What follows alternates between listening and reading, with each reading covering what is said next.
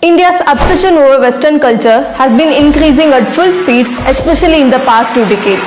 We had thousands of cafes in India, but none of them got the grand welcome as much as Starbucks did. Men of this generation don't even know how to wear a vesti. How many of our kids can read and write in our native language? When Justin Bieber performed in India, the crowd was uncontrollable. But our classical singers and dancers perform at empty halls. They get no audience even if the ticket is free. And the obsession over fair skin is a never-ending story. In Indian cinema, people of low class are always portrayed as dark-skinned, and people of high class are always fair-skinned. And we still study that Vasco da Gama discovered India. It's a shame for us. For a Portuguese student, it's reasonable enough to say that Vasco da Gama discovered India because they didn't know where India was. But us, Indians, should be saying Vasco da Gama came to India in 1498. But still, after 75 years of independence, we are still saying that Vasco da Gama discovered India. Even recently, when actor Madhavan said Panchangam has been used in rocket science, internet was full of trolls, as if anything that is Indian cannot be right. But to the same incident, ISRO scientist Mailaswamy responded that Panchangam is very much for rocket science. The only thing that has to be corrected is Panchangam is not something that was calculated 1000 years ago. It is something that has to be calculated every year. But this response never went viral. Why is India obsessed with Western culture? Why are Indians looking down on everything that is Indian?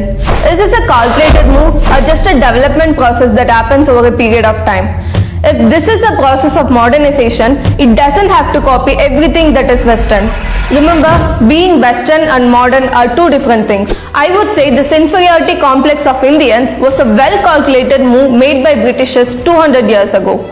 The education system we are following today was made by a man who thought Indian knowledge and language are completely worthless. For instance, he said of Indian literature, a single shelf of good European library was worth the whole native literature of India and Arabia. Yes, he is Thomas Babington Macaulay, the man who designed our Indian education system, the man who was completely blind towards the richness of Indian heritage, the man who believed that the Western science is far superior to Indian knowledge. Macaulay wanted the government to spend money only on importing Western education and advocated to shut out all the educational institutions of Indian culture.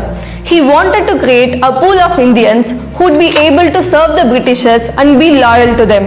In his own words, he said, "The purpose of English education is to create a class of persons, Indian in blood and color, but English in taste, in opinion, in morals and in intellect." And today, he is quite successful at what he wanted. That's why we are familiar with Einstein, not with Aryabhatta, the Indian sage who invented zero 1500 years ago and propounded that the earth is round, rotates on its own axis and revolves around the sun, which is called the heliocentric theory in Western culture. It was an Indian sage named Sushruta taught plastic surgery and cataract surgery to the world around 2800 years ago. A statue of Sage Sushruta is installed in the Australian College of Surgeons, Melbourne.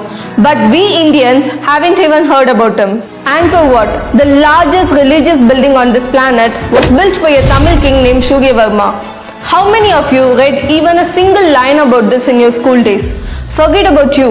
I, being an history graduate, didn't read a single line about this. We were busy learning about the Great Wall of China and the Pyramid of Egypt. There's a saying in history. People without the knowledge of their history, origin and culture are like trees without roots. If we have no pride in who we are, we would be half-baked Britishers in the next 50 years.